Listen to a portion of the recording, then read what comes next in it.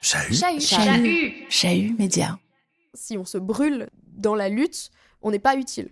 C'est pas en se brûlant qu'on va réussir à changer quoi que ce soit. C'est important d'avoir une résilience parce que tout se changera pas du jour au lendemain. Donc si on se brûle maintenant, demain on sera plus là.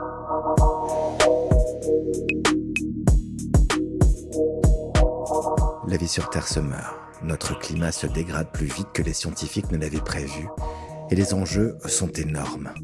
L'effondrement de la biodiversité, les mauvaises récoltes, l'effondrement écologique et sociétal, la 6e extinction de masse.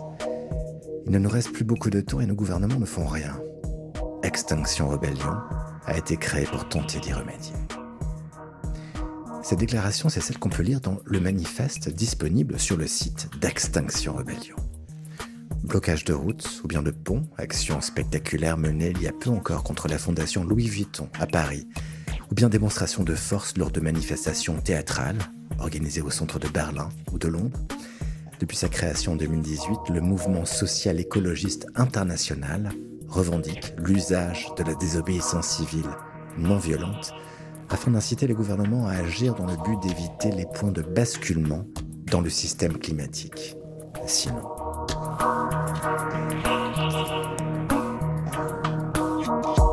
Chez Chahut Média, on s'est demandé pourquoi un citoyen ou une citoyenne un jour s'engage concrètement au nom d'une cause, se faisant activiste, adepte de l'action citoyenne non violente directe ou bien de l'action directe, voire du coup de poing. Pour cela, on a créé cette mini-série, L'Embrasé, une proposition conçue en collaboration avec Chloé Lawson et coproduite par Après. Dans ce 3e épisode, on donne la parole à un membre anonyme d'Extinction Rebellion. Pourquoi rejoindre cette organisation ? À quel prix ? Comment fonctionne XR ? Et quelle méthode ce mouvement a élaborée afin d'atteindre ses objectifs ? C'est L'Embrasé. À toutes et tous, bienvenue.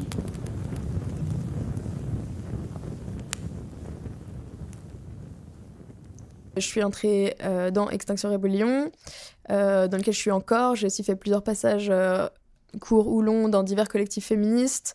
Notamment, je coordonne une chorale féministe en mixité choisie sans homme cisgenre.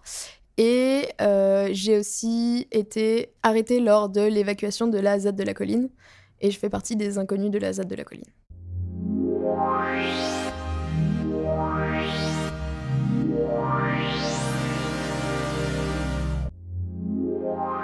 Au collège, donc il y a eu ces grèves du climat qui se sont lancées vraiment, c'était un truc de masse. J'ai participé aux activités qui étaient organisées, je suis allée aux marches, j'ai fait les grèves. En soi, ça changeait pas grand-chose, donc c'était ouf, mais c'était pas suffisant. Et après le collège, j'ai fait un service civil dans lequel j'ai travaillé notamment 3 mois dans une ferme. Pendant ce travail, c'était beaucoup de travail manuel, donc j'écoutais beaucoup de podcasts militants, etc. Et ça m'a convaincue que vraiment... ça suffisait pas vraiment les grèves. Et en fait, ce que j'ai fait, c'est simplement, j'ai cherché quel est le groupe le plus, entre guillemets, radical, mais accessible sur Genève. C'est-à-dire que forcément, un groupe très radical va pas être accessible par n'importe qui veut le rejoindre. C'est le principe. Faut assurer un minimum de sécurité, etc.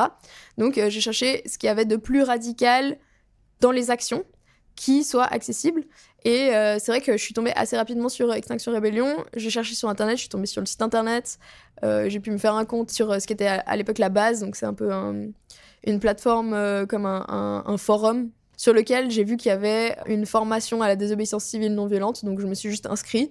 J'ai évoqué le fait que je cherchais un collectif le plus radical possible tout en étant ouvert, dans le sens où comme je n'avais aucun contact dans le milieu militant à ce moment-là, j'avais aucune chance d'entrer dans un collectif qui aurait fait, mettons par exemple, du sabotage ou des ouvertures de squat ou ce genre de choses, parce que les actions qui engendrent des gros risques juridiques impliquent qu'on va essayer en général d'avoir un peu de sécurité, c'est-à-dire on ne laisse entrer que des personnes en qui on a confiance, donc qu'on connaît déjà par ailleurs, etc., pour éviter simplement d'avoir des indiques ou des personnes qui travaillent pour la police, etc.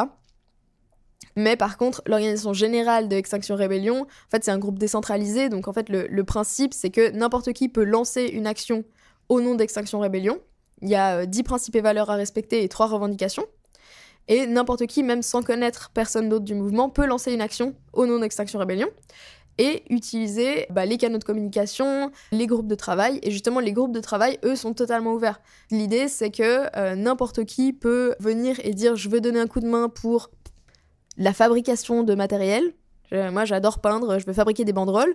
Donc, cette personne va pouvoir entrer dans le groupe de travail matériel. Et en fait, ça n'implique pas de risque juridique. Ce qu'il ne faut pas oublier, c'est qu'en fait, pour qu'une action ait lieu, c'est pas uniquement les personnes qui vont aller se faire arrêter qui sont importantes. Enfin, c'est important d'avoir des personnes qui sont prêtes à prendre des risques si ce qu'on veut, c'est faire des actions qui ont cette visibilité-là spécifique au risque juridique.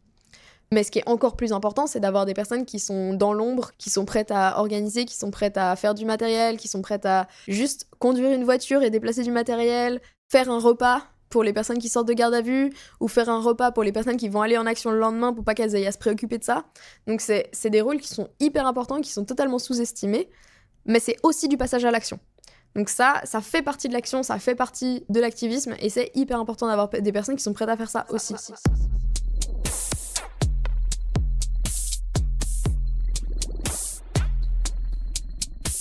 Déclarons solennellement en ce samedi 13 avril 2019 à Berne la rébellion internationale et nationale contre l'extinction. Un principe hyper important pour Extinction Rébellion, en plus de la décentralisation, c'est le fait que chaque personne agisse en connaissance de cause. On va toujours essayer de briefer au maximum de nos capacités, donc on va toujours essayer de donner un maximum d'informations utiles et non dangereuses pour la réalisation de l'action. Donc notamment des informations sur les risques juridiques, etc. Et en fait, chaque personne est libre à chaque moment de décider de partir ou de ne pas venir. Donc ça, c'est hyper important aussi pour nous, parce que en fait, tout le monde ne risque pas la même chose. C'est-à-dire que moi, qui ai la peau blanche, qui ai une nationalité suisse, je risque pas la même chose qu'une personne qui a un permis B ou un permis C, ou un autre type de permis. C'est à la personne de réfléchir en fonction des conséquences, et surtout d'être bien consciente que les conséquences ne sont pas les mêmes. Un des principes de Extinction Rébellion, c'est ce qu'on appelle la culture régénératrice. Donc de un, il faut pas s'épuiser dans la lutte, parce que on peut rien construire si on s'épuise. Et justement de faire advenir déjà le monde qu'on aimerait demain, donc un monde plus solidaire, etc., avec plus de liens humains, et aussi en action. Et d'avoir des activités qui sont pas forcément militantes pour éviter de foncer dans faire uniquement du militantisme de tout son temps libre, parce que en fait ce qui se passe dans ces cas-là, c'est que avec en plus l'éco-anxiété, etc., on est poussé à toujours faire plus, parce qu'on a l'impression que rien ne fonctionne à court terme et que la seule façon de juguler son angoisse, c'est d'agir. Et en fait, il faut chaque fois agir plus. Enfin, tant qu'il n'y a pas de réponse du gouvernement, tant qu'il n'y a pas des choses qui s'améliorent, chaque action passée qui n'a pas donné de résultat va nous pousser à faire une nouvelle action plus ambitieuse, etc. Et en fait, on s'épuise. Et il y a énormément de burn-out militant, ça c'est quelque chose qu'on néglige et dont on parle pas beaucoup, qui est hyper important. En fait, c'est énormément de charge mentale, ça a beau pas être un travail, c'est énormément de charge physique et mentale, beaucoup de stress, beaucoup d'angoisse en fait, parce que du coup, en général, les personnes qui s'investissent dans des mouvements comme ça sont des personnes qui subissent énormément d'éco-anxiété. Et donc c'est important de prendre soin de soi. Et donc d'abord on prend soin de soi, ensuite on prend soin des autres, donc du groupe, des gens qui sont avec nous, et ensuite on va pouvoir s'occuper de la planète, du climat, ce pourquoi on veut se battre en fait. Mais c'est important, si on se brûle dans la lutte, on n'est pas utile. C'est pas en se brûlant qu'on va réussir à changer quoi que ce soit, c'est important d'avoir une résilience, parce que tout ne changera pas du jour au lendemain. Donc si on se brûle maintenant, demain on sera plus là.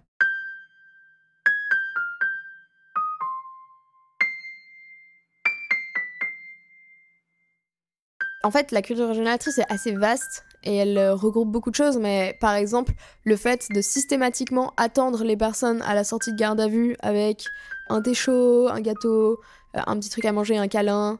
Un des exercices qu'on apprend justement à la formation à la désobéissance civile non violente, c'est un exercice d'écoute active vraiment tout bête, où c'est 5 minutes, chaque personne peut dire tout ce qu'elle veut pendant 5 minutes et l'autre va jamais interrompre.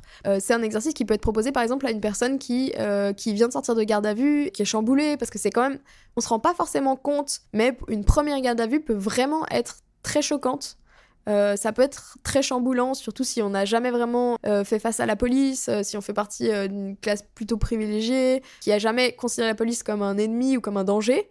De tout à coup se retrouver face à cette police danger, ça peut être très choquant. Il est temps d'inciter les États, et seuls celles et ceux que nous élisons, à jouer à nouveau leur rôle. Non plus faciliter le commerce international, mais défendre les citoyens et la vie sur Terre. Il n'y a pas vraiment d'ennemis, il y a plutôt des adversaires. Et en fait, on va pas viser des personnes. En fait, le problème, c'est le système, c'est la façon dont ça fonctionne et dont ça s'articule. Et par exemple, je pense que si les politiciennes ne font rien actuellement, ou en tout cas clairement pas suffisamment, c'est pas uniquement parce qu'elles n'en ont pas la volonté ou parce qu'elles simplement s'en fichent du climat. Je pense que sincèrement, elles n'ont pas la marge de manœuvre. Et c'est pour ça que je pense que c'est extrêmement important d'implémenter des assemblées citoyennes, parce qu'en fait, on voit que actuellement le système politique qui existe ne permet pas de prendre les mesures qui sont nécessaires. Donc c'est pas une question de gentil méchant au pouvoir, c'est une question de le système ne permet pas que les décisions qui sont nécessaires soient prises. Et c'est pour ça qu'il faut mettre en place un nouveau système qui va pas forcément remplacer totalement la politique institutionnelle. Les assemblées citoyennes peuvent tout à fait être pensées en complément de la politique élue, mais simplement c'est un organe qui va avoir les mains libres et qui pourra prendre des décisions qui sont beaucoup plus radicales et à la fois acceptées par la population. Parce que la population peut s'identifier aux personnes qui sont là. C'est pas une personne élue qui habite dans un quartier riche, etc. Non, c'est ma voisine, c'est le caissier de la Migros, c'est ma factrice qui sont en train de prendre des décisions. Et donc si elles et eux sont arrivés à cette décision, en y réfléchissant, peut-être que j'arriverai à la même décision. Même si le processus en tant que lui-même est long à mettre en place, ça permet d'avoir des avancées qui sont beaucoup plus radicales que ce qui est possible avec des élections, des initiatives, etc.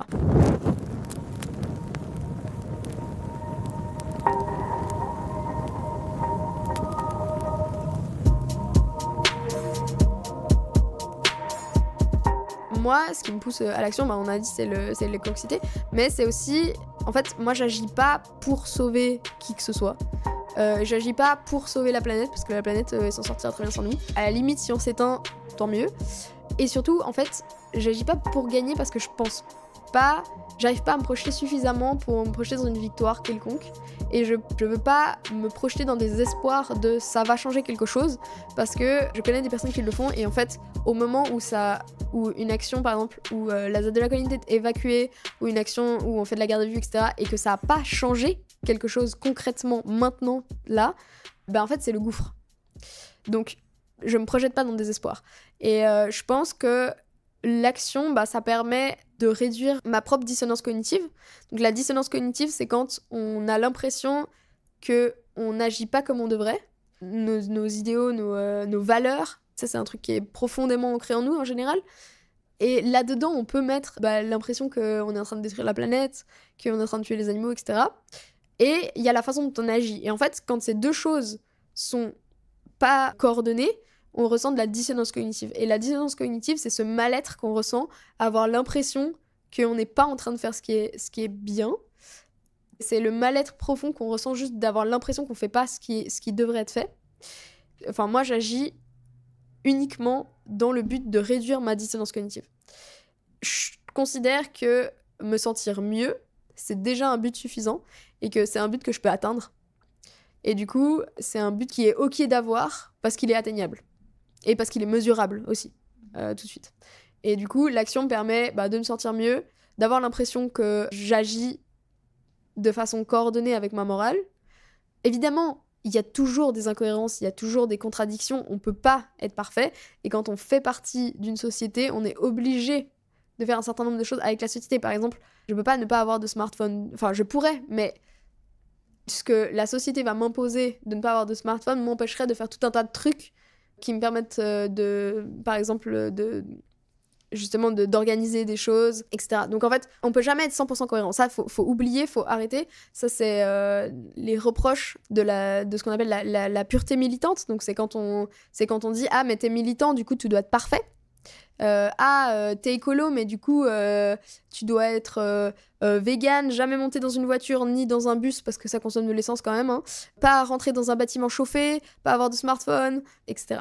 Donc ça, c'est la pureté militante et ça, c'est un truc qui mène directement au burn-out.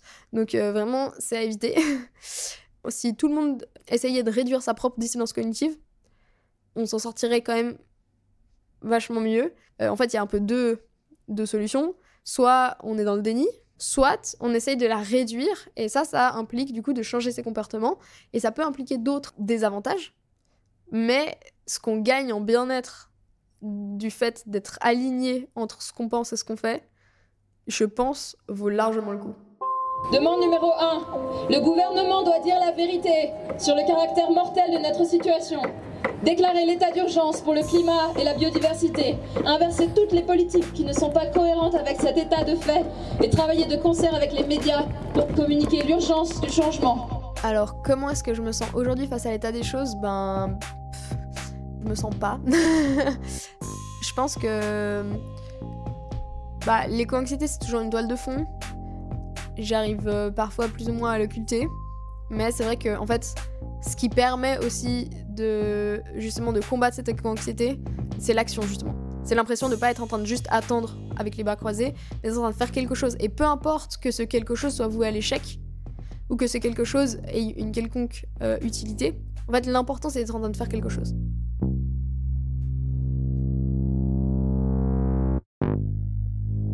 Moi, je pense que si vous écoutez un podcast comme celui-ci, c'est que vous avez forcément déjà un petit peu conscience du problème. Sinon, vous ne seriez pas en train de nous écouter. Enfin, ce que j'aimerais dire, du coup, aux personnes qui nous écoutent, c'est il faut arrêter de penser qu'il faut être parfait et parfaite pour militer. En fait, il y a régulièrement des personnes qui viennent vers moi et qui me disent « Ah, en fait, j'aimerais bien entrer dans XR, mais moi j'ai une voiture, puis je la prends de temps en temps quand même parce que j'ai des enfants et puis il faut que je les amène à je sais pas où, à l'autre bout du canton. Et puis en fait, c'est pas grave.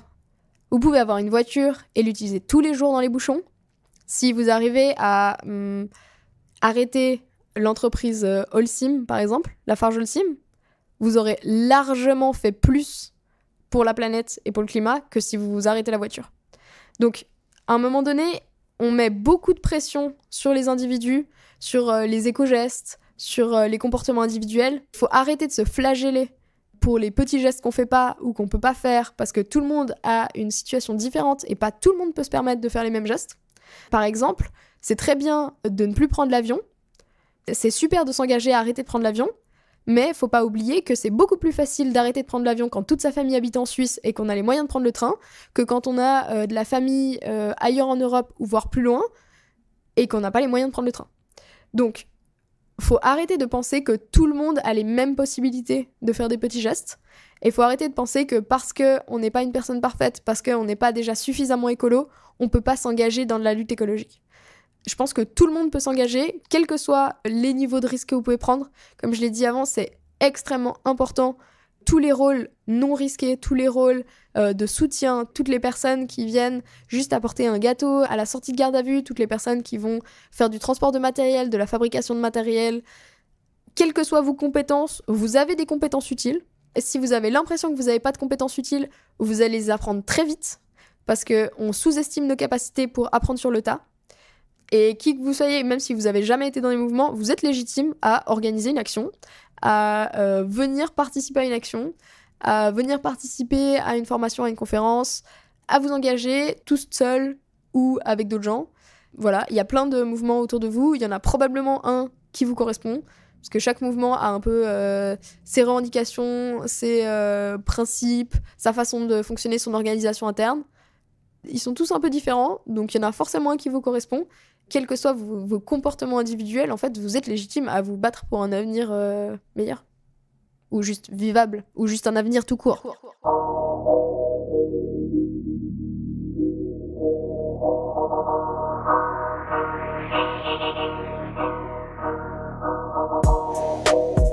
C'était L'Embrasé, une proposition Chahut Média, conçue en collaboration avec Chloé Lawson et en coproduction avec nos amis de Après. Tous les épisodes de L'Embrasé sont disponibles sur chahut.ch et sur l'ensemble des plateformes de podcast. N'hésitez pas à nous laisser des étoiles et on vous dit à bientôt pour un nouvel épisode.